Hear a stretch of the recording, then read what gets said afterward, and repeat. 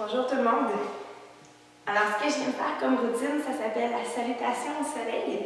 Donc, c'est une routine de yoga qui est utilisée très régulièrement à travers notre pratique régulière de yoga, mais aussi au début et à la fin de nos entraînements. C'est une routine qui est excellente pour respirer, prendre le temps, entrer dans sa bulle. C'est un exercice de plus faible intensité, certes, mais il y a une façon de le faire évoluer pour que ça devienne très, très musculaire et très difficile.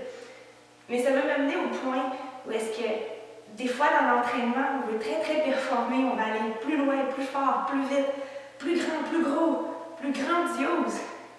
Toutefois, il ne faut pas oublier qu'une des choses les plus importantes dans l'entraînement, c'est la récupération, c'est le repos, c'est l'écoute de son corps. Donc oui, on peut s'entraîner et être physiquement actif à tous les jours, mais n'oubliez pas que vos muscles ont autant besoin du repos que de l'entraînement que vous allez lui donner.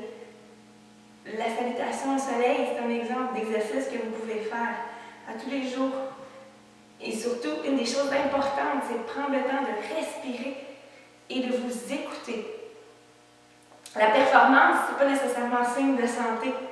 La santé, c'est un mode de vie, c'est une façon de penser, une façon d'être dans son cœur, avec les autres autour de soi, par nos habitudes de vie, par ce qu'on dégage. Donc, soyez vigilants par rapport à ça. Quand on parle de mode de vie physiquement actif, ça veut dire que ça va faire partie de ça. L'activité physique va faire partie de notre vie tout au long de ce chemin-là. Tandis que la performance ou la perfection qui est parfois recherchée dans l'entraînement, ce n'est qu'une courte partie. Ça peut être très valorisant, très excitant, mais rappelez-vous, votre corps a besoin d'être actif tout au long de votre vie.